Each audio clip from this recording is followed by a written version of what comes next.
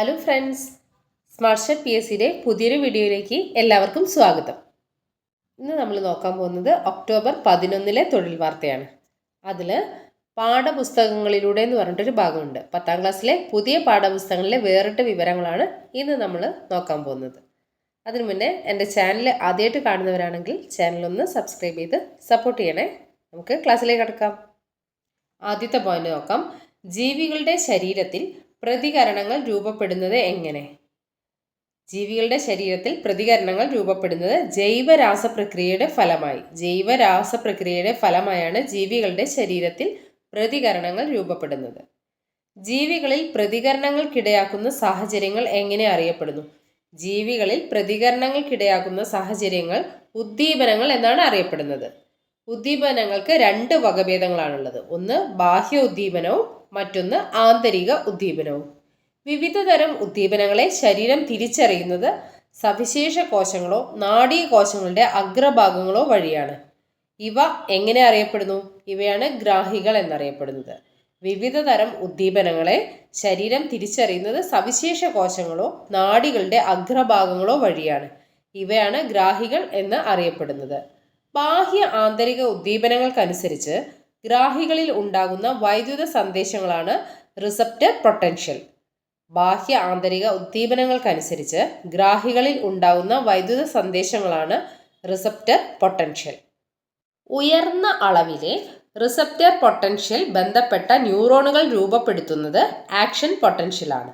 ന്യൂറോണുകളിലൂടെ നാഡീയ ആവേഗങ്ങളായി സഞ്ചരിക്കുന്നത് ഈ ആക്ഷൻ പൊട്ടൻഷ്യലാണ്. ഗ്രാഹികളിലൂടെ തിരിച്ചറിയാവുന്ന സംവേദനങ്ങളുടെ 2 വകഭേദങ്ങളാണ്. ഒന്ന് പൊതു സംവേദനങ്ങളും പ്രത്യേക സംവേദനങ്ങളും. ഗ്രാഹികളിലൂടെ തിരിച്ചറിയാവുന്ന സംവേദനങ്ങളുടെ 2 വകഭേദങ്ങളിൽ ഒന്നാണ് പൊതു സംവേദനവും മറ്റേത് പ്രത്യേക സംവേദനങ്ങളും. ത്വക്ക്, പേശികൾ, സന്ധികൾ, ആന്തരികാവയവങ്ങൾ, രക്തക്കുഴലുകൾ എന്നിവയിലെ ഗ്രാഹികൾ തിരിച്ചറിയുന്ന പൊതു സംവേദനങ്ങളാണ് സ്പർശം, വേദന, ചൂട്, മർദ്ദം. സ്പർശം, വേദന, ചൂട്, മർദ്ദം.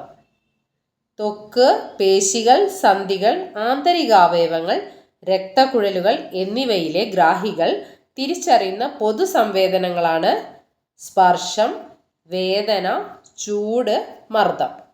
ചില അവയവങ്ങളിൽ മാത്രം കേന്ദ്രീകരിച്ചിരിക്കുന്ന ഗ്രാഹികൾ തിരിച്ചറിയുന്ന പ്രത്യേക സംവേദനങ്ങളാണ് കാഴ്ച, കേൾവി, രുചി, ഗന്ധം. ചില അവയവങ്ങളിൽ മാത്രം കേന്ദ്രീകരിച്ചിരിക്കുന്ന ഗ്രാഹികൾ തിരിച്ചറിയുന്ന പ്രത്യേക സംവേദനങ്ങളാണ് കാഴ്ച, കേൾവി, രുചി, ഗന്ധം. ബാഹ്യലോകത്തെ പറ്റി ധാരണ നൽകുന്ന പ്രധാനപ്പെട്ട ഇന്ദ്രിയം. ബാഹ്യലോകത്തെ പറ്റി ധാരണ നൽകുന്ന പ്രധാന ഇന്ദ്രിയമാണ് കണ്ണ്. കൺപോളകൾ ഉൾപ്പെടെയുള്ള കണ്ണിൻ്റെ മുൻഭാഗത്തെ പൊതിഞ്ഞു കാണുന്ന സ്ഥലമാണ് നേത്രാവരണം.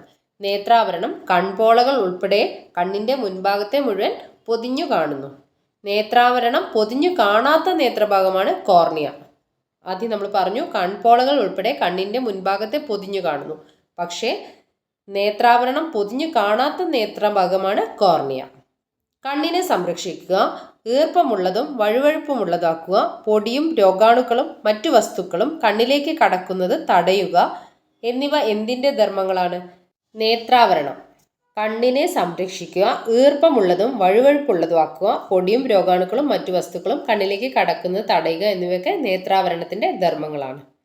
കൺപോളകൾക്കുള്ളിൽ മുകളിലായി കാണപ്പെടുന്നതും കണ്ണുനീർ ഉൽപ്പാദിപ്പിക്കുന്നതുമായ ഗ്രന്ഥിയാണ് കണ്ണുനീർ ഗ്രന്ഥി. കണ്ണുനീർ ഉൽപ്പാദിപ്പിക്കുന്ന ഗ്രന്ഥിയാണ് കണ്ണുനീർ ഗ്രന്ഥി. കൺപോളകൾക്കുള്ളിൽ മുകളിലായാണ് കണ്ണുനീർ ഗ്രന്ഥി സ്ഥിതി ചെയ്യുന്നത്. കണ്ണുനീരിൽ അടങ്ങിയിട്ടുള്ള അണുബാധകളിൽ നിന്ന് സംരക്ഷിക്കാൻ സഹായിക്കുന്ന എൻസൈമാണ് ലൈസോസൈം. കണ്ണുനീരിൽ അടങ്ങിയിട്ടുള്ള അണുബാധകളിൽ നിന്ന് സംരക്ഷിക്കാൻ സഹായിക്കുന്ന എൻസൈമാണ് ലൈസോസൈം. റെറ്റിനയിൽ നിന്ന് നേത്രനാഡി ആരംഭിക്കുന്നയിടത്ത് പ്രകാശഗ്രാഹി കോശങ്ങളില്ലാത്തതിനാൽ കാഴ്ചയില്ലാത്ത ഈ ഭാഗം ഏതു പേരിൽ അറിയപ്പെടുന്നു? അന്ധബിന്ദു. റെറ്റിനയിൽ നിന്ന് നേത്രനാഡി ആരംഭിക്കുന്നിടത്ത് പ്രകാശഗ്രാഹി കോശങ്ങളൊന്നുമില്ല. ആ ഭാഗത്ത് കാഴ്ചയില്ല. ഈ ഭാഗം അന്ധബിന്ദു എന്നാണ് അറിയപ്പെടുന്നത്. കോൺ കോശങ്ങൾ ഏറ്റവും കൂടുതലായി കാണപ്പെടുന്ന റെറ്റിനയുടെ മധ്യഭാഗം പീതബിന്ദു എന്നാണ് അറിയപ്പെടുന്നത്. കോൺ കോശങ്ങൾ ഏറ്റവും കൂടുതലായി കാണപ്പെടുന്നത് റെറ്റിനയുടെ മധ്യഭാഗത്താണ്. അത് പീതബിന്ദു എന്നറിയപ്പെടുന്നു. കണ്ണിൽ കോർണിയയ്ക്കും ലെൻസിനും ഇടയിലുള്ള അറയാണ് അക്വസ് അറ. കണ്ണിൽ കോർണിയയ്ക്കും ലെൻസിനും ഇടയിലുള്ള അറയാണ് അക്വസ് അറ. അക്വസ് അറയിൽ നിറഞ്ഞിരിക്കുന്ന ജലസദൃശമായ ദ്രാവകമാണ് അക്വസ് ദ്രവം. കണ്ണിനകത്ത് കോർണിയയ്ക്കും ലെൻസിനും ഇടയിൽ ഉള്ള അറയാണ് അക്വസ് അറ. അക്വസ് അറയിൽ നിറഞ്ഞിരിക്കുന്ന ജലസദൃശമായ ദ്രാവകമാണ് അക്വസ് ദ്രവം. അടുത്ത് നോക്കാം, കണ്ണിലെ പാളികൾ നോക്കാം നമുക്ക്. കണ്ണിന് ഉറപ്പും സംരക്ഷണവും നൽകുന്ന ബാഹ്യപാളിയാണ് ദൃഢപടലം. കണ്ണിന് ഉറപ്പും സംരക്ഷണവും നൽകുന്ന ബാഹ്യപാളിയാണ് ദൃഢപടലം. കണ്ണിൻ്റെ സുതാര്യമായ മുൻഭാഗമായ കോർണിയയാണ് പ്രകാശത്തെ കണ്ണിലേക്ക് പ്രവേശിപ്പിക്കുന്നത്. ദൃഢപടലത്തിൻ്റെ അനുബന്ധ ഭാഗമാണ് കോർണിയ. ഇവിടെ നമ്മൾ പറഞ്ഞത് കണ്ണിന് ഉറപ്പും സംരക്ഷണവും നൽകുന്ന ബാഹ്യപാളിയാണ് ദൃഢപടലം എന്നറിയപ്പെടുന്നത്. കണ്ണിൻ്റെ സുതാര്യമായ മുൻഭാഗമായ കോർണിയയിലൂടെയാണ് പ്രകാശം കണ്ണിലേക്ക് പ്രവേശിക്കുന്നത്. അടുത്ത് നോക്കാം, കണ്ണിലെ ആന്തരപാളിയായ ദൃഷ്ടിപടലത്തിന് പോഷകവും ഓക്സിജനും നൽകുന്നതോടൊപ്പം ഊഷ്മാവും ക്രമീകരിക്കുന്ന മധ്യപാളിയാണ് രക്തപടലം. ഇതിൻ്റെ അനുബന്ധ ഭാഗമായ സീലിയറി പേശികൾ ലെൻസിൻ്റെ വക്രത വ്യത്യാസപ്പെടുത്തുന്നു. സീലിയറി പേശികളാണ് ലെൻസിൻ്റെ വക്രത വ്യത്യാസപ്പെടുത്തുന്നത്. കണ്ണിൻ്റെ ആന്തരപാളിയായ ദൃഷ്ടിപടലത്തിന് പോഷകവും ഓക്സിജനും നൽകുന്നത് മധ്യപാളിയായ രക്തപടലമാണ്. പ്രകാശ തീവ്രതയ്ക്കനുസരിച്ച് പ്യൂപ്പിളിൻ്റെ വലുപ്പം ക്രമീകരിക്കുന്നത് ഐറിസിലെ 2 തരം പേശികളാണ്. പ്രകാശത്തിൻ്റെ അളവ് നിയന്ത്രിക്കുന്നതും ഐറിസാണ്. ഐറിസിന് നിറം നൽകുന്നത് മെലാനിൻ എന്ന വർണ്ണവസ്തുവാണ്. അൾട്രാ വയലറ്റ് കിരണങ്ങളെ ആഗിരണം ചെയ്യുന്നതും മെലാനിനാണ്. ഐറിസിന് നിറം നൽകുന്നത് മെലാനിൻ എന്ന വർണ്ണവസ്തുവാണ്. പ്രകാശ തീവ്രതയ്ക്കനുസരിച്ച് പ്യൂപ്പിളിൻ്റെ വലുപ്പം ക്രമീകരിക്കുന്നതും ഐറിസിലെ പേശികളാണ്. അടുത്ത് നോക്കാം, പ്രകാശഗ്രാഹി കോശങ്ങളെ വഹിക്കുന്നതും പ്രതിബിംബങ്ങളെ രൂപപ്പെടുത്തുന്നതുമായ ആന്തരപാളിയാണ് റെറ്റിന അഥവാ ദൃഷ്ടിപടലം. വസ്തുവിൻ്റെ ചെറുതും യഥാർത്ഥവും തലകീഴായതുമായ പ്രതിബിംബത്തെ റെറ്റിനയിൽ രൂപപ്പെടുത്തുന്നത് കോൺവെക്സ് ലെൻസാണ്. പ്രകാശഗ്രാഹി കോശങ്ങളെ വഹിക്കുന്നത് അതുപോലെ പ്രതിബിംബങ്ങളെ രൂപപ്പെടുത്തുന്നതുമായ ആന്തരപാളിയാണ് റെറ്റിന. റെറ്റിന അഥവാ ദൃഷ്ടിപടലം. വസ്തുവിൻ്റെ ചെറുതും യഥാർത്ഥവും തലകീഴായതുമായ പ്രതിബിംബത്തെ റെറ്റിനയിൽ രൂപപ്പെടുത്തുന്നത് കോൺവെക്സ് ലെൻസാണ്. റെറ്റിനയുടെ അനുബന്ധ ഭാഗമായ പ്രകാശഗ്രാഹികളുടെ പാളിയിൽ പ്രകാശഗ്രാഹി കോശങ്ങളായ റോഡ്, കോൺ എന്നിവ അടങ്ങിയിരിക്കുന്നു. റോഡ് കോശങ്ങൾ വസ്തുക്കളെ ഇരുണ്ട വെളിച്ചത്തിലും കറുപ്പിലും വെളുപ്പിലും തിരിച്ചറിയുന്നു. കോൺ കോശങ്ങൾ തീവ്രപ്രകാശത്തിലെ കാഴ്ചയും വർണ്ണക്കാഴ്ചയും നൽകുന്നു. അപ്പം റെറ്റിനയുടെ അനുബന്ധമായ പ്രകാശഗ്രാഹികളാണ് റോഡ് കോശങ്ങളും കോൺ കോശങ്ങളും. റോഡ് കോശങ്ങൾ വസ്തുക്കളെ ഇരുണ്ട പ്രകാശത്തിലും കറുപ്പിലും വെളുപ്പിലും തിരിച്ചറിയാൻ സഹായിക്കുന്നത് റോഡ് കോശങ്ങളാണ്. കോൺ കോശങ്ങൾ തീവ്രപ്രകാശത്തിലെ കാഴ്ചയും വർണ്ണക്കാഴ്ചയും സാധ്യമാക്കുന്നു. അടുത്ത പോയിന്റ്, പ്രകാശഗ്രാഹിയിൽ നിന്ന് ഗാംഗ്ലിയോൺ കോശങ്ങളിലേക്ക് സന്ദേശങ്ങൾ കൈമാറുന്നത് ബൈപോളാർ കോശപാളിയാണ്. നേത്രനാഡിയിലേക്ക് ബൈപോളാർ കോശങ്ങളിൽ നിന്ന് സന്ദേശങ്ങൾ കൈമാറുന്നത് ഗാംഗ്ലിയോൺ കോശപാളി. ബൈപോളാർ കോശങ്ങളെ 2 ഇനം കോശങ്ങളാണ്, ഓൺ ബൈപോളാർ കോശങ്ങളും ഓഫ് ബൈപോളാർ കോശങ്ങളും. ഇവിടെ പറഞ്ഞിരിക്കുന്നത് പ്രകാശഗ്രാഹി കോശങ്ങളിൽ നിന്ന് സന്ദേശങ്ങൾ ഗാംഗ്ലിയോൺ കോശങ്ങളിലേക്ക് കൈമാറുന്നത് ബൈപോളാർ കോശങ്ങളാണ്. നേത്രനാഡിയിലേക്ക് ബൈപോളാർ കോശങ്ങളിൽ നിന്ന് സന്ദേശം കൈമാറുന്നത് ഗാംഗ്ലിയോൺ കോശങ്ങളുമാണ്. ബൈപോളാർ കോശപാളികൾ 2 തരത്തിലാണുള്ളത്. ഒന്ന് ഓൺ ബൈപോളാർ കോശങ്ങളും ഒന്ന് ഓഫ് ബൈപോളാർ കോശങ്ങളും. ഇനി നമുക്ക് പഠിക്കാനുള്ളത് വർണ്ണക്കാഴ്ചകൾ. റെറ്റിനയിൽ പ്രാഥമിക വർണ്ണങ്ങളെ തിരിച്ചറിയാൻ, പ്രാഥമിക വർണ്ണങ്ങൾ ഏതൊക്കെയാണ്? നീല, പച്ച, ചുവപ്പ്. റെറ്റിനയിൽ പ്രാഥമിക വർണ്ണങ്ങളെ തിരിച്ചറിയാനായി 3 തരം കോൺ കോശങ്ങളുണ്ട്. അവയാണ് ഇനി പറയാൻ പോകുന്നത്. എസ് കോണുകൾ ഹ്രസ്വ തരംഗ ദൈർഘ്യത്തിന്, അതായത് എസ് കോണുകൾ നീല വെളിച്ചത്തെയും എം കോണുകൾ എന്ന് പറഞ്ഞാൽ ഇടത്തരം തരംഗ ദൈർഘ്യത്തിന്, അതായത് പച്ച വെളിച്ചം. എൽ കോണുകൾ ദീർഘതരംഗ ദൈർഘ്യത്തിന്, ചുവന്ന വെളിച്ചത്തിനും മികച്ച സംവേദനത്വം കാണിക്കുന്നു. പ്രകാശത്തിൻ്റെ തീവ്രത, തരംഗദൈർഘ്യം എന്നിവയെ ആശ്രയിച്ച് വർണ്ണപ്രകാശം പതിക്കുമ്പോൾ 3 ഇനം കോൺ കോശങ്ങളും പല അനുപാതത്തിൽ ഉദ്ദീപിക്കപ്പെടുന്നതിനാലാണ് വർണ്ണക്കാഴ്ച സാധ്യമാകുന്നത്. ചുവപ്പ്, പച്ച കോണുകൾ ഒരുമിച്ച് ഉദ്ദീപിക്കുമ്പോൾ മഞ്ഞ നിറത്തെ പറ്റി ധാരണ ലഭിക്കുന്നു. ചുവപ്പും പച്ചയും കൂടെ ചേരുമ്പോൾ മഞ്ഞയാണെന്ന് അറിയാലോ. ചുവപ്പ്, പച്ച കോണുകൾ ഒരുമിച്ച് ഉദ്ദീപിക്കപ്പെടുമ്പോൾ മഞ്ഞ നിറത്തെ പറ്റി ധാരണ ലഭിക്കുന്നു. 3 തരം കോൺ കോശങ്ങളുടെയും ഉത്തേജനം വെളുത്ത പ്രകാശത്തെ അനുഭവവേദ്യമാക്കുന്നു. പച്ച, ചുവപ്പ് എന്നിവയ്ക്ക് സംവേദനത്വമുള്ള കോൺ കോശങ്ങളിലെ വർണ്ണകത്തിൻ്റെ ഉൽപ്പാദനത്തിന് കാരണമായ ജീൻ എക്സ് ക്രോമസോമിലാണ് കാണപ്പെടുന്നത്. നീലവർണ്ണകത്തിൻ്റെ ഉൽപ്പാദനത്തിന് കാരണമായ ജീൻ ക്രോമസോം 7-ലും കാണപ്പെടുന്നു. വർണ്ണാന്ധത ഒരു പാരമ്പര്യ രോഗമാണ്. പുരുഷന്മാരെയാണ് വർണ്ണാന്ധത കൂടുതലായി ബാധിക്കുന്നത്. ഇനി ബാക്കി ഭാഗം നോക്കാം. കണ്ണിൽ കോർണിയയ്ക്കും ലെൻസിനും ഇടയ്ക്കുള്ള അറയാണ് അക്വസ് അറ. കണ്ണിൽ കോർണിയയ്ക്കും ലെൻസിനും ഇടയിലുള്ള അറയാണ് അക്വസ് അറ. അക്വസ് അറയിൽ നിറഞ്ഞിരിക്കുന്ന ദ്രാവകമാണ് അക്വസ് ദ്രവം. ടിഷ്യൂ ദ്രവം പോലെ രക്തത്തിൽ നിന്ന് ഊറിയിറങ്ങുകയും തിരിച്ച് രക്തത്തിലേക്ക് തന്നെ ആഗിരണം ചെയ്യപ്പെടുകയും ചെയ്യുന്നത് അക്വസ് ദ്രവമാണ്. ടിഷ്യൂ ദ്രവം പോലെ രക്തത്തിൽ നിന്ന് ഊറിയിറങ്ങും, തിരിച്ച് രക്തത്തിലേക്ക് തന്നെ ആഗിരണം ചെയ്യപ്പെടുകയും ചെയ്യുന്ന ദ്രവമാണ് അക്വസ് ദ്രവം. ലെൻസിനും കോർണിയയ്ക്കും പോഷകങ്ങളും ഓക്സിജനും ലഭിക്കുന്നത് അക്വസ് ദ്രവത്തിൽ നിന്നാണ്. ലെൻസിനും കോർണിയയ്ക്കും പോഷകങ്ങളും ഓക്സിജനും ഒക്കെ ലഭിക്കുന്നത് അക്വസ് ദ്രവത്തിൽ നിന്നാണ്. കണ്ണിലെ ലെൻസിനും റെറ്റിനയ്ക്കും ഇടയിലുള്ള അറയാണ് വിട്രിയസ് അറ. കണ്ണിലുള്ള ലെൻസിനും റെറ്റിനയ്ക്കും ഇടയിലുള്ള അറയാണ് വിട്രിയസ് അറ. വിട്രിയസ് അറയിലുള്ള ജെല്ലി പോലുള്ള സുതാര്യമായ വിട്രിയസ് ദ്രവമാണ് നേത്രഗോളത്തിൻ്റെ ആകൃതി നിലനിർത്തുന്നത്. വിട്രിയസ് അറയിലുള്ള ജെല്ലി പോലുള്ള സുതാര്യമായ വിട്രിയസ് ദ്രവമാണ് നേത്രഗോളത്തിൻ്റെ ആകൃതി നിലനിർത്തുന്നത്. കോർണിയയ്ക്ക് പിന്നിൽ കാണപ്പെടുന്ന ഭാഗമായ ഐറിസിൻ്റെ മധ്യഭാഗത്തെ സുഷിരം പ്യൂപ്പിൾ എന്നാണ് അറിയപ്പെടുന്നത്. കോർണിയയ്ക്ക് പിന്നിൽ ഐറിസിൻ്റെ മധ്യഭാഗത്തെ സുഷിരം പ്യൂപ്പിൾ എന്നാണ് അറിയപ്പെടുന്നത്. പ്യൂപ്പിളിൻ്റെ സാധാരണ വലിപ്പം 2 മുതൽ 3 വരെ മില്ലിമീറ്ററാണ്. 2 മുതൽ 3 വരെ മില്ലിമീറ്റർ വലിപ്പമാണ് പ്യൂപ്പിളിനുള്ളത്. പ്യൂപ്പിളിൻ്റെ വലിപ്പം കൂടുന്നതിലൂടെ സാധാരണയിലും എത്ര മടങ്ങ് അധികം പ്രകാശത്തെ റെറ്റിനയിൽ പതിപ്പിക്കാനാകും? 16 മടങ്ങ്. പ്യൂപ്പിളിൻ്റെ വലിപ്പം കൂടുന്നതിനനുസരിച്ച് സാധാരണയിലും കൂടുതൽ, അതായത് 16 മടങ്ങ് വരെ പ്രകാശത്തെ റെറ്റിനയിൽ പതിപ്പിക്കാൻ കഴിയും. പ്യൂപ്പിളിൻ്റെ വലിപ്പം നിയന്ത്രിക്കുന്ന ഐറിസിൻ്റെ പേശികളാണ് റേഡിയൽ പേശികളും വലയ പേശികളും. പ്യൂപ്പിളിൻ്റെ വലിപ്പം നിയന്ത്രിക്കുന്ന ഐറിസിലെ പേശികളാണ് റേഡിയസ് പേശികളും വലയ പേശികളും. പ്യൂപ്പിളിൻ്റെ വലിപ്പം നിയന്ത്രിക്കേണ്ട സാഹചര്യങ്ങൾ ഏതൊക്കെയാണെന്ന് നോക്കാം. പ്യൂപ്പിളിൻ്റെ വലിപ്പം നിയന്ത്രിക്കേണ്ടി വരുന്ന സാഹചര്യങ്ങൾ ഏതൊക്കെയാണെന്ന് നോക്കാം. മങ്ങിയ വെളിച്ചത്തിൽ വ്യക്തമായി കാണാനും തീവ്രപ്രകാശത്തിൽ റെറ്റിനയ്ക്ക് കേടുപാട് വരാതിരിക്കാനും വേണ്ടിയാണ് പ്യൂപ്പിളിൻ്റെ വലിപ്പം നിയന്ത്രിക്കുന്നത്. മങ്ങിയ വെളിച്ചത്തിൽ വ്യക്തമായി കാണാനും തീവ്രപ്രകാശത്തിൽ റെറ്റിനയ്ക്ക് കേടുപാട് വരാതിരിക്കാനും. തീവ്രപ്രകാശത്തിൽ സങ്കോചിക്കുന്ന ഐറിസിലെ പേശികളാണ് വലയപേശി. മങ്ങിയ പ്രകാശത്തിൽ സങ്കോചിക്കുന്ന ഐറിസിലെ പേശികളാണ് റേഡിയൽ പേശി. തീവ്രപ്രകാശത്തിൽ വലയപേശികൾ സങ്കോചിക്കുകയും മങ്ങിയ പ്രകാശത്തിൽ റേഡിയൽ പേശികൾ സങ്കോചിക്കുകയും ചെയ്യുന്നു. കണ്ണിലെ ലെൻസിൻ്റെ പ്രധാനപ്പെട്ട 3 ഭാഗങ്ങളാണ് കാപ്സ്യൂൾ, ലെൻസ് നാരുകൾ, എപ്പിത്തീലിയം. കണ്ണിലെ ലെൻസിൻ്റെ പ്രധാനപ്പെട്ട 3 ഭാഗങ്ങളാണ് കാപ്സ്യൂൾ, ലെൻസ് നാരുകൾ, എപ്പിത്തീലിയം. ലെൻസിലെ ഇലാസ്തിക സ്വഭാവമുള്ള ഉറയാണ് കാപ്സ്യൂൾ. ലെൻസ് നാരുകൾക്കും കാപ്സ്യൂളിനും ഇടയിൽ മുൻഭാഗത്ത് മാത്രം കാണപ്പെടുന്നതാണ് എപ്പിത്തീലിയം. ലെൻസിൻ്റെ മുഖ്യ നിർമ്മാണ ഘടകമായ പ്രോട്ടീനാണ് ക്രിസ്റ്റലിൻ.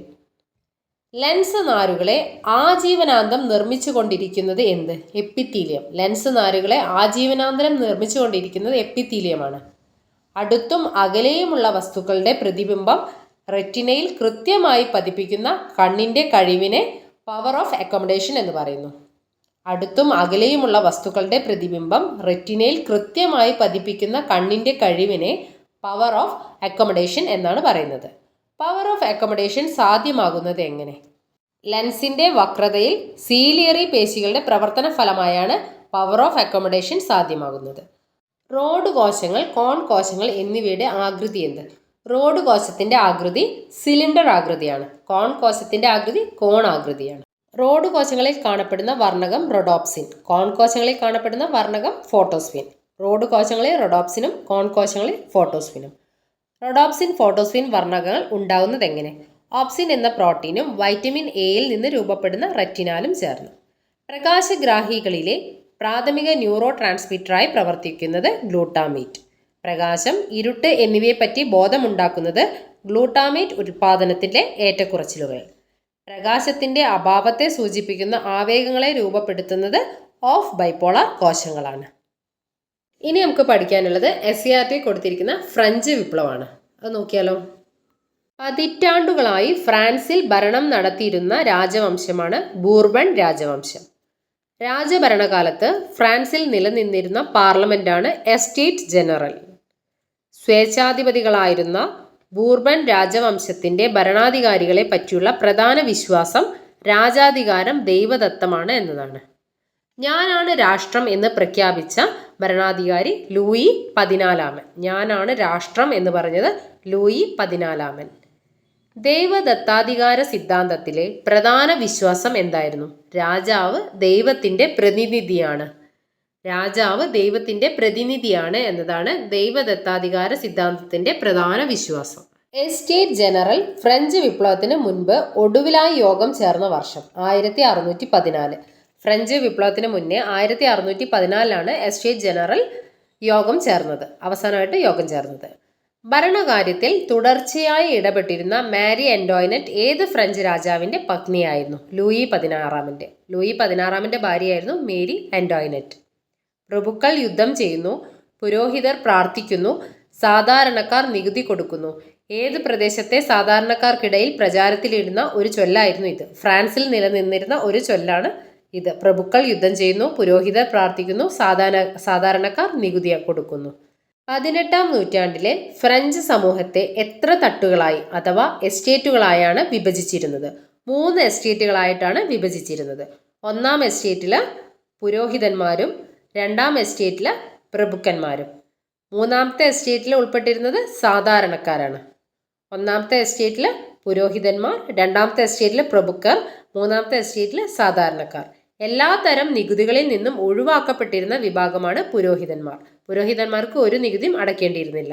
സാധാരണ കർഷകർ വിളവിൻ്റെ 10-1 പുരോഹിതർ നികുതിയായി പിരിച്ചെടുത്തിരുന്നു. ഇത് അറിയപ്പെടുന്നത് ടൈഫ് അല്ലെങ്കിൽ തിഥേ എന്ന പേരിലാണ്. 1749 നിയമമനുസരിച്ച് എല്ലാ വിഭാഗം ജനങ്ങളും തങ്ങളുടെ വരുമാനത്തിൻ്റെ 1/20 ഭാഗം സർക്കാരിലേക്ക് നേരിട്ട് നികുതിയായി നൽകണമായിരുന്നു. ഈ നികുതി ഏതു പേരിൽ അറിയപ്പെടുന്നു? വോങ്തിയം. ഫ്രാൻസിൽ 13-ാം നൂറ്റാണ്ട് മുതൽ എല്ലാ ഉൽപ്പന്നങ്ങളുടെയും മേൽ ചുമത്തപ്പെട്ടിരുന്ന നികുതി ഏത്? ഗാബൽ. തികച്ചും ജനവിരുദ്ധ നികുതിയായിരുന്ന ഗാബൽ 15-ാം നൂറ്റാണ്ട് മുതൽ ഏത് ഉൽപ്പന്നത്തിനുമേൽ മാത്രമാണ് ചുമത്തിയിരുന്നത്? ഉപ്പ്.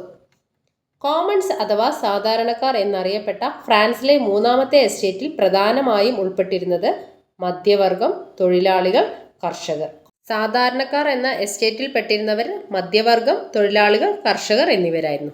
ഇനി അടുത്ത് നോക്കാനുള്ളത് പ്രഭുക്കന്മാരുടെ നികുതികളാണ്.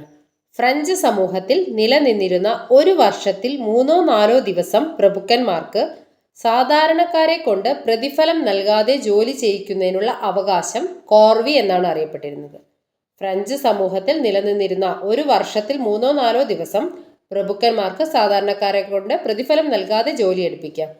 ഈ അവകാശമാണ് കോർവി എന്നറിയപ്പെടുന്നത്.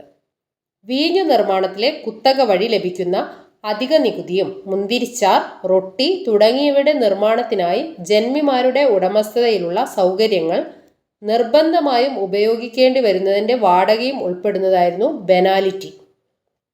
തങ്ങളുടെ പ്രദേശത്ത് ഉൽപ്പാദിപ്പിച്ചിരുന്ന വീഞ്ഞിന്മേൽ പ്രഭുക്കന്മാർക്കുള്ള കുത്തകാവകാശമായിരുന്നു ബൻവിൻ. പാലങ്ങൾ, റോഡുകൾ എന്നിവയുടെ മേലുള്ള ചുങ്കമാണ് പിയേഷ്. വിളവെടുപ്പ് കാലത്ത് പ്രഭുക്കന്മാർ കർഷകരിൽ നിന്ന് പിരിക്കുന്ന പ്രത്യേക തരം കരമായിരുന്നു ടെറാഷ്. ബാക്കി ഭാഗം നോക്കാം. തൻ്റെ ലേഖനങ്ങളിലൂടെ പുരോഹിതരെ നിരന്തരം വിമർശിച്ചിരുന്ന ഏത് ഫ്രഞ്ച് ചിന്തകനെയാണ് ഫ്രാൻസിൽ നിന്ന് പുറത്താക്കിയത്? വോൾട്ടയർ. വ്യക്തിയും രാഷ്ട്രവും തമ്മിലുള്ള ബന്ധത്തെ നിർവചിച്ച സാമൂഹിക ഉടമ്പടി എന്ന കൃതി രചിച്ചത് റൂസോ. സാമൂഹിക ഉടമ്പടി അല്ലെങ്കിൽ ദ സോഷ്യൽ കോൺട്രാക്ട് എന്ന കൃതി റൂസോയുടെ കൃതിയാണ്. ജനങ്ങൾ തങ്ങളുടെ ക്ഷേമത്തിനും ഉന്നമനത്തിനുമായി ഒരു കരാർ പ്രകാരം രാജാവിനെ സൃഷ്ടിച്ചു. ഉത്തരവാദിത്തങ്ങൾ രാജാവ് ലംഘിച്ചിരിക്കുന്നു. അതിനാൽ രാജാവിന് ഭരിക്കാനുള്ള അവകാശം നഷ്ടപ്പെട്ടിരിക്കുന്നു. ആരുടെ അഭിപ്രായമായിരുന്നു ഇത്? റൂസോയുടെ. ജനങ്ങൾ തങ്ങളുടെ ക്ഷേമത്തിനും ഉന്നമനത്തിനുമായി ഒരു കരാർ പ്രകാരം രാജാവിനെ സൃഷ്ടിച്ചു. ഉത്തരവാദിത്തങ്ങൾ രാജാവ് ലംഘിച്ചിരിക്കുന്നു. അതിനാൽ രാജാവിനെ ഭരിക്കാനുള്ള അവകാശം നഷ്ടമായിരിക്കുന്നു എന്നഭിപ്രായപ്പെട്ടത് റൂസോ ആണ്. നല്ല നിയമം നല്ല പൗരന്മാരെ സൃഷ്ടിക്കുന്നു എന്ന് വാദിച്ച ഫ്രഞ്ച് ചിന്തകനാണ് റൂസോ. നല്ല നിയമം നല്ല പൗരന്മാരെ സൃഷ്ടിക്കുന്നു എന്ന് വാദിച്ച ഫ്രഞ്ച് ചിന്തകനായിരുന്നു റൂസോ. ചിന്തകനായ റൂസോയുടെ ആശയങ്ങൾ ഏത് ചിന്താ പദ്ധതി അടിസ്ഥാനമാക്കിയുള്ളതായിരുന്നു? പ്രകൃതിവാദം. ചിന്തകനായ റൂസോയുടെ ആശയങ്ങൾ ഏത് ചിന്താ പദ്ധതി അടിസ്ഥാനമാക്കിയുള്ളതായിരുന്നു? പ്രകൃതിവാദം. മനുഷ്യൻ സ്വതന്ത്രനായി ജനിക്കുന്നു, എന്നാൽ അവൻ എല്ലായിടത്തും ചങ്ങലയിലാണ്. ഈ ആശയം മുന്നോട്ട് വെച്ചത് റൂസോ തന്നെയാണ്. മനുഷ്യൻ സ്വതന്ത്രനായി ജനിക്കുന്നു, എന്നാൽ അവൻ എല്ലായിടത്തും ചങ്ങലയിലാണ് എന്ന ആശയം മുന്നോട്ട് വെച്ചത് റൂസോ.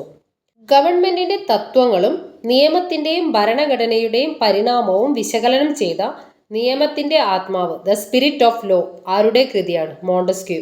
നിയമത്തിന്റെ ആത്മാവ് അല്ലെങ്കിൽ ദ സ്പിരിറ്റ് ഓഫ് ലോ എന്ന കൃതി മോണ്ടസ്ക്യൂവിന്റെ കൃതിയാണ്. ഗവൺമെന്റിന്റെ അധികാരത്തെ നിയമനിർമ്മാണം, ഭരണനിർവഹണം, നീതിന്യായം എന്നിങ്ങനെ മൂന്നായി തിരിക്കാമെന്ന് നിർദ്ദേശിച്ചത് മോണ്ടസ്ക്യൂ. ഗവൺമെന്റിന്റെ അധികാരത്തെ നിയമനിർമ്മാണം, ഭരണനിർവഹണം, നീതിന്യായം എന്നിങ്ങനെ മൂന്നായി തിരിക്കാമെന്ന് നിർദ്ദേശിച്ചത് മോണ്ടസ്ക്യൂ. നിയന്ത്രിത രാജവാഴ്ചയെ അനുകൂലിച്ചിരുന്ന ഫ്രഞ്ച് ചിന്തകനാണ് മോണ്ടസ്ക്യൂ. ഫ്രഞ്ച് ജനതയെ സ്വാധീനിച്ച ബ്രിട്ടീഷ് ചിന്തകനാണ് ജോൺ ലോക്ക്. രാജാവിന്റെ ദൈവദത്താവകാശത്തെയും സ്വേച്ഛാധികാരത്തെയും നിരാകരിച്ച ജോൺ ലോക്കിന്റെ പ്രശസ്ത കൃതിയാണ് ടു ട്രീറ്റീസസ് ഓഫ് ഗവൺമെന്റ്. ഫ്രഞ്ച് ജനതയെ സ്വാധീനിച്ച സാമ്പത്തിക വിദഗ്ധർ എന്നറിയപ്പെടുന്നത് ഫിസിയോക്രാറ്റുകൾ. ഫിസിയോക്രാറ്റുകളിൽ പ്രമുഖരാണ് ടർഗോ, നെക്കർ. ലൂയി 16 ഉപദേഷ്ടാവായിരുന്ന ഫിസിയോക്രാറ്റാണ് ടർഗോ. ഫ്രാൻസിന്റെ സാമ്പത്തിക സ്ഥിതി മെച്ചപ്പെടുത്താൻ ഫിസിയോക്രാറ്റുകൾ ആവിഷ്കരിച്ച പദ്ധതികളിൽ ഏത് വിഭാഗത്തിന്റെ താൽപ്പര്യങ്ങൾക്കായിരുന്നു മുൻതൂക്കം? മധ്യവർഗത്തിന്റെ താൽപ്പര്യങ്ങൾക്ക്. രാജ്ഞി മേരി ആന്റോയിനറ്റിന്റെ എതിർപ്പ് മൂലം ലൂയി 16 മന്ത്രിസ്ഥാനത്തു നിന്നും പിരിച്ചുവിട്ടത് ടർഗോയെ. വിപ്ലവപൂർവ ഫ്രാൻസിൽ ആശയവിനിമയത്തിനും ചർച്ചകൾക്കുമുള്ള കേന്ദ്രങ്ങളായി പ്രവർത്തിച്ചിരുന്ന ഇടങ്ങളാണ് സലോണുകളും കോഫി ഹൗസുകളും. വിദ്യാസമ്പന്നരും പ്രബുദ്ധരുമായ സ്ത്രീകൾ അവരുടെ വീടുകളിൽ സംഘടിപ്പിച്ചിരുന്ന സംരംഭമാണ് സലോണുകൾ. സാധാരണ പൗരന്മാർ, പത്രപ്രവർത്തകർ തുടങ്ങിയവർ സ്ഥിരമായി ചർച്ചകൾ നടത്തിയിരുന്ന ജനപ്രിയ കേന്ദ്രങ്ങളാണ് കോഫി ഹൗസുകൾ. ഫ്രാൻസിലെ സാമ്പത്തിക പ്രതിസന്ധിയെ തുടർന്ന് പുതിയ നികുതികൾ ചുമത്താനായി 175 വർഷങ്ങൾക്ക് ശേഷം പാർലമെന്റായ എസ്റ്റേറ്റ് ജനറൽ ഫ്രഞ്ച് ഭരണാധികാരി ലൂയി 16 1789 വിളിച്ചു ചേർത്തത് ആരുടെ നിർദ്ദേശപ്രകാരമാണ്? നെക്കറുടെ നിർദ്ദേശപ്രകാരം. എസ്റ്റേറ്റ് ജനറലിന്റെ പ്രതിനിധി സഭയിൽ വിവിധ എസ്റ്റേറ്റുകളുടെ അംഗസംഖ്യ പലവിധമായിരുന്നു. അവ ഏതൊക്കെയാന്ന് നോക്കാം. പുരോഹിതർ 285 അംഗങ്ങൾ, പ്രഭുക്കന്മാർ 308 അംഗങ്ങൾ, സാധാരണ ജനങ്ങൾ 621 അംഗങ്ങൾ. എസ്റ്റേറ്റ് ജനറലിലെ 3-ാം എസ്റ്റേറ്റിലെ പ്രതിനിധികൾ തങ്ങളാണ് ഫ്രാൻസിന്റെ യഥാർത്ഥ പ്രതിനിധികൾ എന്ന് പ്രഖ്യാപിക്കുകയും തങ്ങളുടെ സഭയെ ഫ്രഞ്ച് ദേശീയ സഭ എന്ന് വിളിക്കുകയും ചെയ്തത് എന്ന്? 1789 ജൂൺ 17. 1789 ജൂൺ 17 എസ്റ്റേറ്റ് ജനറലിലെ 3-ാം എസ്റ്റേറ്റിലെ പ്രതിനിധികൾ തങ്ങളാണ് ഫ്രാൻസിന്റെ യഥാർത്ഥ ജനപ്രതിനിധികൾ എന്നും തങ്ങളുടെ സഭയെ ഫ്രഞ്ച് ദേശീയ സഭ എന്ന് വിളിക്കുകയും ചെയ്യണമെന്ന് ആഹ്വാനം ചെയ്തു. 1789 ജൂൺ 20 3-ാം എസ്റ്റേറ്റിലെ പ്രതിനിധികൾ പാർലമെന്റിനോട് തൊട്ടടുത്തുണ്ടായിരുന്ന ടെന്നീസ് കോർട്ടിൽ സമ്മേളിച്ചത് ആരുടെയൊക്കെ നേതൃത്വത്തിലാണ്? ഴാങ് സിവിയൻ ബെയ്ലി, അബ്ബേ സിയസ് മിറാബോ എന്നിവരുടെ നേതൃത്വത്തിൽ. ഫ്രാൻസിൽ ഒരു വ്യവസ്ഥാപിത ഭരണഘടന ഉണ്ടാകുന്നതുവരെ തങ്ങൾ പിരിഞ്ഞു പോകില്ല എന്ന് 1789 ജൂൺ 20 സമ്മേളനത്തിൽ പ്രഖ്യാപിച്ചത് ഏത് പേരിൽ അറിയപ്പെടുന്നു? ടെന്നീസ് കോർട്ട് പ്രതിജ്ഞ. ടെന്നീസ് കോർട്ട് പ്രതിജ്ഞ നടന്നത് 1789 ജൂൺ 20. 1789 ജൂൺ 20 ദേശീയ സഭയുടെ സമ്മേളനം പിൽക്കാല ചരിത്രത്തിൽ ഏത് പേരിൽ വിഖ്യാതമായി? Tennis court assembly. ഫ്രഞ്ച് വിപ്ലവത്തിന്റെ ആരംഭമായി കണക്കാക്കപ്പെടുന്ന സംഭവമാണ് പാരീസിലെ ബാസ്റ്റീൽ കോട്ടയുടെ തകർച്ച. ഫ്രഞ്ച് വിപ്ലവത്തിന്റെ ആരംഭമായി കണക്കാക്കുന്നത് പാരീസിലെ ബാസ്റ്റീൽ കോട്ടയുടെ തകർച്ചയാണ്.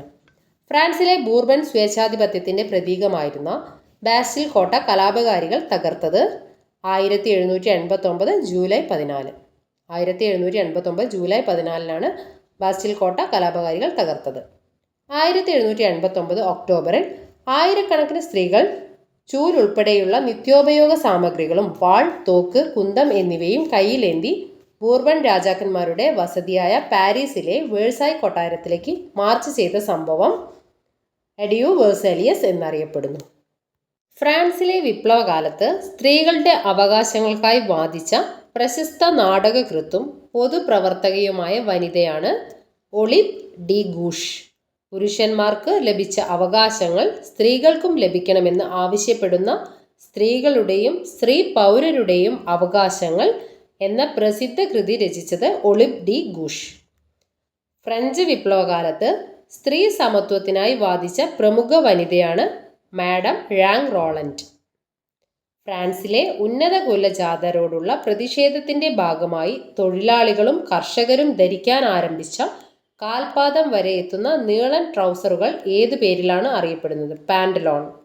ഫ്രാൻസിലെ ഉന്നത കുലജാതരോടുള്ള പ്രതിഷേധത്തിന്റെ ഭാഗമായി തൊഴിലാളികളും കർഷകരും ധരിക്കാൻ ആരംഭിച്ച കാൽപാദം വരെ എത്തുന്ന നീളൻ ട്രൗസറുകളാണ് പാന്റലോൺ.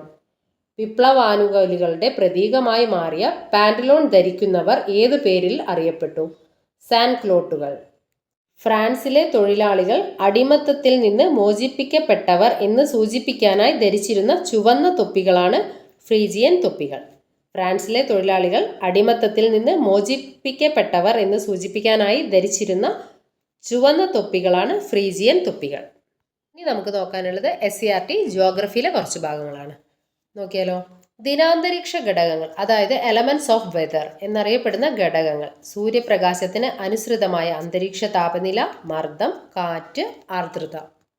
ദിനാന്തരീക്ഷ ഘടകങ്ങളാണ് പറയുന്നത്, അല്ലെങ്കിൽ എലമെന്റ്സ് ഓഫ് വെതർ ആണ് പറയുന്നത്. സൂര്യപ്രകാശത്തിന് അനുസൃതമായ അന്തരീക്ഷ താപനില, മർദ്ദം, കാറ്റ്, ആർദ്രത. ഒരു നിശ്ചിത പ്രദേശത്ത് ഹ്രസ്വ കാലയളവിൽ അനുഭവപ്പെടുന്ന താപനില, അന്തരീക്ഷമർദ്ദം, കാറ്റുകൾ, ആർദ്രത, വർഷണം തുടങ്ങിയ സാഹചര്യങ്ങളെ എങ്ങനെ വിശേഷിപ്പിക്കുന്നു? ദിനാന്തരീക്ഷ സ്ഥിതി. ഒരു നിശ്ചിത പ്രദേശത്ത് ഹ്രസ്വ കാലയളവിൽ അനുഭവപ്പെടുന്ന താപനില, അന്തരീക്ഷമർദ്ദം, കാറ്റുകൾ, ആർദ്രത, വർഷണം തുടങ്ങിയ സാഹചര്യങ്ങളെ എങ്ങനെ വിശേഷിപ്പിക്കുന്നു? ദിനാന്തരീക്ഷ സ്ഥിതി. ഒരു വിശാല ഭൂപ്രദേശത്ത് ദീർഘകാലമായി അനുഭവപ്പെടുന്ന ദിനാവസ്ഥാ സാഹചര്യങ്ങളുടെ ശരാശരി എപ്രകാരം അറിയപ്പെടുന്നു? കാലാവസ്ഥ എന്നാണ് അറിയപ്പെടുന്നത്. അടുത്ത പോയിന്റ്, ഏകദേശം എത്ര വർഷത്തെ ദിനാവസ്ഥാ സാഹചര്യങ്ങൾ പരിഗണിച്ചാണ് ഒരു പ്രദേശത്തിന്റെ കാലാവസ്ഥ നിർണ്ണയിക്കുന്നത്? 35 മുതൽ 40 വർഷം വരെ. 35 മുതൽ 40 വർഷം വരെയുള്ള ദിനാവസ്ഥാ സാഹചര്യങ്ങൾ പരിഗണിച്ചാണ് ഒരു പ്രദേശത്തിന്റെ കാലാവസ്ഥ നിർണ്ണയിക്കുന്നത്. ഭൂമുഖത്തെ സസ്യജന്തുജാലങ്ങളിലും മനുഷ്യ ജീവിതത്തിലും വൈവിധ്യം തീർക്കുന്നതിൽ നിർണായകമായതെന്ത്? അതത് പ്രദേശത്തെ കാലാവസ്ഥാ സാഹചര്യങ്ങളാണ് ഭൂമുഖത്തെ സസ്യജന്തുജാലങ്ങളിലും മനുഷ്യ ജീവിതത്തിലും വൈവിധ്യം തീർക്കുന്നത്. കേന്ദ്ര സർക്കാരിന്റെ ഏത് മന്ത്രാലയത്തിന് കീഴിലാണ് ഇന്ത്യൻ കാലാവസ്ഥാ നിരീക്ഷണ വകുപ്പ് പ്രവർത്തിക്കുന്നത്? ഭൗമശാസ്ത്ര മന്ത്രാലയം. ഇന്ത്യൻ കാലാവസ്ഥാ നിരീക്ഷണ വകുപ്പിന്റെ ആസ്ഥാനം ഡൽഹിയാണ്. ഇന്ത്യൻ കാലാവസ്ഥാ നിരീക്ഷണ വകുപ്പിന്റെ ആസ്ഥാനം ഡൽഹിയാണ്. ഇനി നോക്കാനുള്ളത് അന്തരീക്ഷ മർദ്ദം. അന്തരീക്ഷ വായു ഭൗമോപരിതലത്തിൽ ചെലുത്തുന്ന ഭാരമാണ് അന്തരീക്ഷ മർദ്ദം. അന്തരീക്ഷ വായു ഭൗമോപരിതലത്തിൽ ചെലുത്തുന്ന ഭാരമാണ് അന്തരീക്ഷ മർദ്ദം. അന്തരീക്ഷ താപനില, സമുദ്രനിരപ്പിൽ നിന്നുള്ള ഉയരം, അന്തരീക്ഷ വായുവിലെ ജലാംശം എന്നിവയാണ് അന്തരീക്ഷ മർദ്ദത്തെ സ്വാധീനിക്കുന്ന ഘടകങ്ങൾ. ഒന്നുകൂടെ പറയാം. അന്തരീക്ഷ വായു ഭൗമോപരിതലത്തിൽ ചെലുത്തുന്ന ഭാരമാണ് അന്തരീക്ഷ മർദ്ദം. അന്തരീക്ഷ താപനില, സമുദ്രനിരപ്പിൽ നിന്നുള്ള ഉയരം, അന്തരീക്ഷ വായുവിലെ ജലാംശം എന്നിവയാണ് അന്തരീക്ഷ മർദ്ദത്തെ സ്വാധീനിക്കുന്ന ഘടകങ്ങൾ.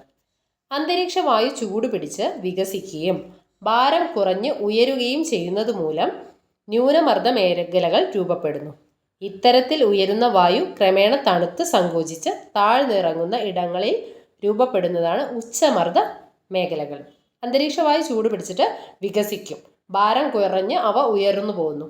ആ ഭാഗത്ത് ന്യൂനമർദ്ദ മേഖലകൾ രൂപപ്പെടുന്നു. ഇത്തരത്തിൽ ഉയരുന്ന വായു ക്രമേണ തണുത്ത് സങ്കോചിച്ച് താഴ്ന്നിറങ്ങുന്ന ഇടങ്ങളിലാണ് ഉച്ചമർദ്ദ മേഖലകൾ രൂപം കൊള്ളുന്നത്. സമുദ്രനിരപ്പിൽ നിന്ന് ഉയരും തോറും അന്തരീക്ഷ വാതകങ്ങളുടെ സാന്ദ്രത കുറയുന്നതിനാൽ അന്തരീക്ഷ മർദ്ദം ക്രമേണ കുറഞ്ഞു വരുന്നു. ഓരോ 10 മീറ്ററിനും ഏകദേശം 1 മില്ലിബാർ എന്ന തോതിലാണ് ലംബതലത്തിൽ അന്തരീക്ഷ മർദ്ദം കുറയുന്നത്. വായുവിലെ ജലാംശം അഥവാ ആർദ്രത കൂടുമ്പോൾ നൈട്രജൻ, ഓക്സിജൻ തുടങ്ങിയ ഭാരമുള്ള വാതകങ്ങളുടെ സ്ഥാനത്ത് ജലതന്മാത്രകൾ ഇടം പിടിക്കുന്നു. ജലതന്മാത്രകൾക്ക് ഭാരം കുറവായതിനാൽ വരണ്ട വായുവിനെ അപേക്ഷിച്ച് ആർദ്രവായുവിൽ അന്തരീക്ഷ മർദ്ദം കുറവായിരിക്കും. ഇനി അടുത്ത പോയിന്റ് നോക്കാം. ഇന്ത്യൻ കാലാവസ്ഥാ നിരീക്ഷണ വകുപ്പിന്റെ ഇന്ത്യക്ക് പുറത്തുള്ള നിരീക്ഷണ സ്റ്റേഷനുകൾ പ്രവർത്തിക്കുന്നത് അന്റാർട്ടിക്കയിലാണ്. ഇന്ത്യൻ കാലാവസ്ഥാ നിരീക്ഷണ വകുപ്പിന്റെ ഇന്ത്യക്ക് പുറത്തുള്ള നിരീക്ഷണ സ്റ്റേഷനുകൾ പ്രവർത്തിക്കുന്നത് അന്റാർട്ടിക്കയിലാണ്. ഭൂമിയുടെ പ്രധാന ഊർജ്ജ സ്രോതസ്സായ സൂര്യനിൽ ഊർജമുണ്ടാകുന്നത് ഏത് പ്രക്രിയയിലൂടെയാണ്? അണുസംയോജനം അല്ലെങ്കിൽ ന്യൂക്ലിയർ ഫ്യൂഷൻ.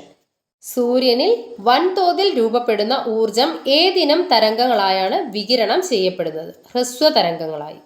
സൂര്യനിൽ നിന്നുള്ള വികിരണത്തിന്റെ ചെറിയൊരു ഭാഗം മാത്രമാണ് ഭൗമോപരിതലത്തിൽ എത്തുന്നത്. ഇത് ഏകദേശം എത്ര ഭാഗമാണ്? 200 ദശലക്ഷത്തിന്റെ ഒരു ഭാഗം. ഭൗമോപരിതലത്തിലേക്ക് എത്തുന്ന സൗരവികിരണത്തിന്റെ അളവ് എങ്ങനെ അറിയപ്പെടുന്നു? ഇൻസുലേഷൻ. അന്തരീക്ഷത്തിലൂടെ കടന്നുവരുന്ന സൗരവികിരണം അന്തരീക്ഷത്തെ കാര്യമായി ചൂട് പിടിപ്പിക്കാത്തതിന് കാരണമെന്ത്? ഹ്രസ്വ തരംഗങ്ങളായതിനാലാണ് അന്തരീക്ഷത്തിലൂടെ കടന്നുവരുന്ന സൗരവികിരണം അന്തരീക്ഷത്തെ കാര്യമായി ചൂട് പിടിപ്പിക്കാത്തത്. സൂര്യനിൽ നിന്ന് ഭൂമിയിലേക്ക് എത്തുന്ന സൗരവികിരണത്തിന്റെ ഒരു ഭാഗത്തെ ആഗിരണം ചെയ്യുന്ന അന്തരീക്ഷ ഘടകങ്ങളാണ് മേഘങ്ങളും പൊടിപടലങ്ങളും. ഭൗമോപരിതലത്തിൽ നിന്ന് ദീർഘതരംഗങ്ങളായി ഊർജം പുനഃവികിരണം ചെയ്യപ്പെടുന്ന പ്രക്രിയ ഭൗമവികിരണം എന്നറിയപ്പെടുന്നു. ഭൗമവികിരണത്തെ അന്തരീക്ഷത്തിലെ കാർബൺ ഡൈ ഓക്സൈഡ് പോലുള്ള ഹരിതഗൃഹവാതകങ്ങൾ ആഗിരണം ചെയ്യുന്നത് അന്തരീക്ഷത്തെ ചൂട് പിടിപ്പിക്കുന്നു. ഈ പ്രക്രിയ അറിയപ്പെടുന്നത് ഹരിതഗൃഹ പ്രഭാവം.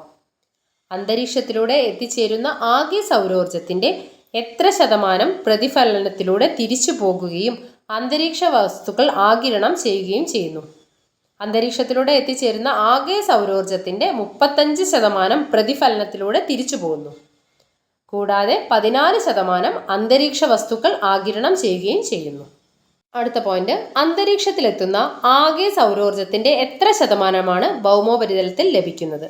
51%. അടുത്ത പോയിന്റ്, പ്രതിദിനം ഭൂമിയിലേക്ക് എത്തുന്ന ഏതാണ്ട് മുഴുവൻ ഊർജവും പുനഃവികിരണം ചെയ്യപ്പെടുന്നതിലൂടെ ഭൗമോപരിതല താപം ക്രമാതീതമായി കൂടാതെയും കുറയാതെയും സന്തുലിതമായി നിലനിർത്താനാകുന്ന പ്രക്രിയയെ എങ്ങനെ വിളിക്കുന്നു?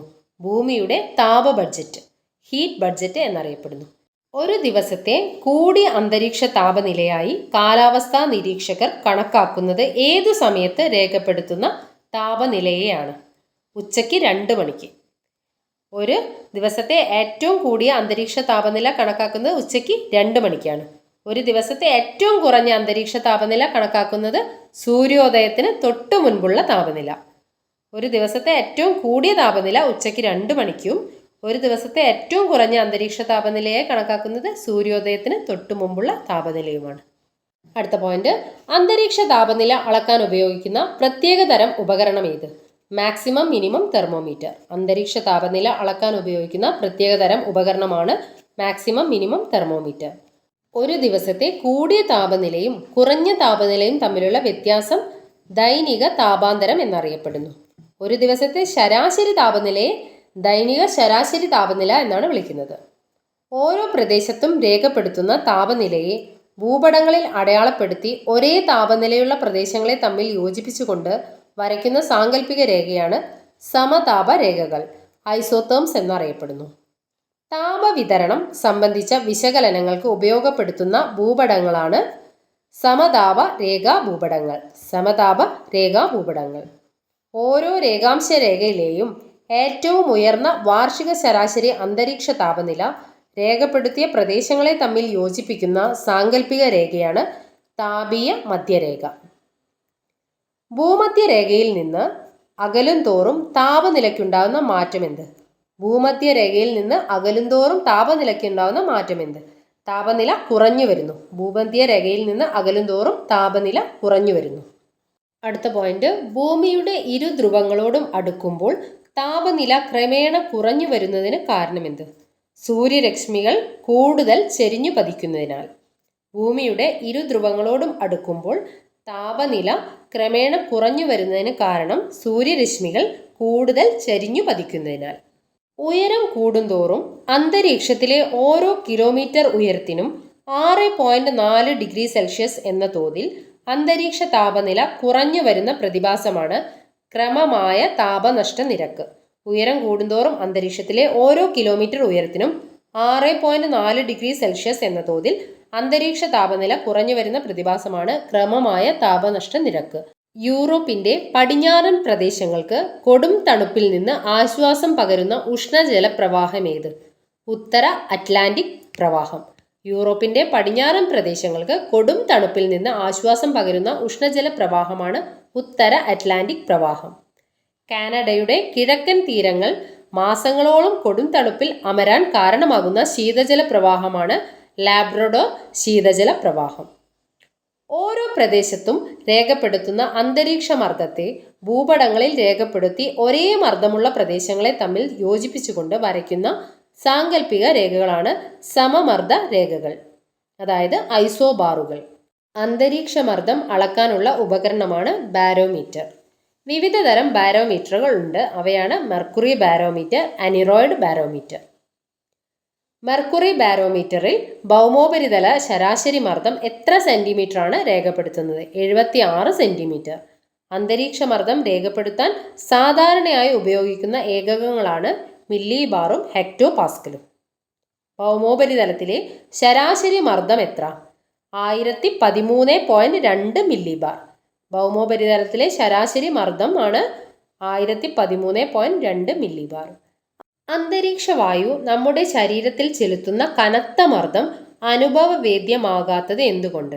ശരീരം തത്തുല്യമായ പ്രതിമർദ്ദം ചെലുത്തുന്നതിനാൽ. അന്തരീക്ഷ മർദ്ദം നമ്മുടെ ശരീരത്തിൽ ചെലുത്തുന്ന കനത്ത മർദ്ദം നമുക്ക് അനുഭവപ്പെടാതിരിക്കാൻ കാരണം നമ്മുടെ ശരീരം തത്തുല്യമായ അതേപോലുള്ള പ്രതിമർദ്ദം ചെലുത്തുന്നതിനാലാണ്. ഇളം കാറ്റുകൾ മുതൽ വിനാശകാരികളായ കൊടുങ്കാറ്റുകൾക്ക് വരെ കാരണമാകുന്നത് എന്ത്? അന്തരീക്ഷ മർദ്ദത്തിലെ ഏറ്റക്കുറച്ചിലുകളാണ്.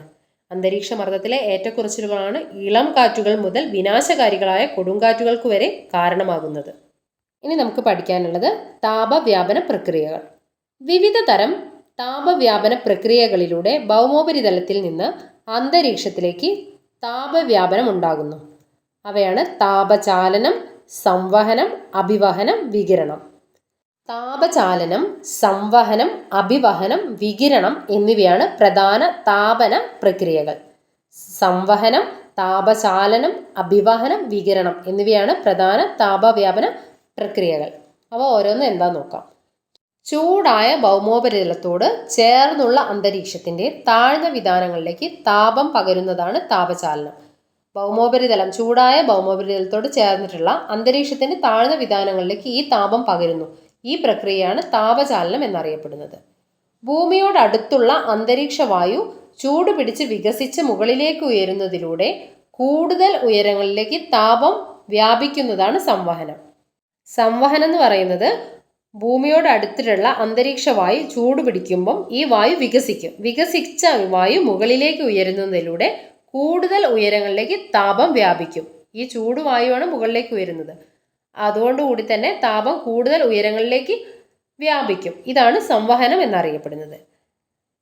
കാറ്റിലൂടെ തിരശ്ചീന തലത്തിൽ താപം വ്യാപിക്കുന്നതാണ് അഭിവഹനം. കാറ്റിലൂടെ തിരശ്ചീന തലത്തിൽ താപം വ്യാപിക്കുന്നത് അഭിവഹനം എന്നറിയപ്പെടുന്നു. ഭൗമോപരിതലം ചൂടുപിടിക്കുന്നതോടെ ദീർഘതരംഗങ്ങളായി ഭൗമോപരിതലത്തിൽ നിന്ന് ഊർജത്തെ പുറന്തള്ളുന്നതാണ് വികിരണം. ചൂടേറിയ വസ്തുക്കളിൽ നിന്ന് ഊർജം വികിരണം ചെയ്യപ്പെടുന്നത് ഹ്രസ്വതരംഗങ്ങളായിട്ടാണ്. ആവൃത്തി കൂടുതലായതിനാൽ ഹ്രസ്വതരംഗങ്ങൾക്ക് അന്തരീക്ഷത്തിലൂടെ തടസ്സമില്ലാതെ കടന്നു പോകാനാകുന്നു. താരതമ്യേന ചൂട് കുറഞ്ഞ വസ്തുക്കളിൽ നിന്ന് ഊർജ വികിരണം നടക്കുന്നത് ദീർഘതരംഗങ്ങളായിട്ടാണ്. ഈ തരംഗങ്ങൾക്ക് ആവൃത്തി കുറവായതിനാൽ അന്തരീക്ഷ വസ്തുക്കളാൽ ആഗിരണം ചെയ്യപ്പെടുകയോ പ്രതിഫലിക്കപ്പെടുകയോ ചെയ്യുന്നു. ഇവിടെ പറഞ്ഞിരിക്കുന്നത് താപചാലനം, സംവഹനം, അഭിവഹനം, വികിരണം എന്നിവ താപവ്യാപന പ്രക്രിയകളാണെന്ന് പറഞ്ഞു. ചൂടായ ഭൗമോപരിതലത്തോട് ചേർന്നിട്ടുള്ള അന്തരീക്ഷത്തിന്റെ താഴ്ന്ന വിതാനങ്ങളിലേക്ക് താപം പകരുന്ന പ്രക്രിയയാണ് താപചാലനം. ഭൂമിയോട് അടുത്തുള്ള അന്തരീക്ഷ വായു ചൂടുപിടിച്ച് വികസിച്ച് മുകളിലേക്ക് ഉയരുന്നതിലൂടെ കൂടുതൽ ഉയരങ്ങളിലേക്ക് താപം വ്യാപിക്കുന്നു. ഇതാണ് സംവഹനം. കാറ്റിലൂടെ തിരശ്ചീന തലത്തിൽ താപം വ്യാപിക്കുന്നതാണ് അഭിവഹനം.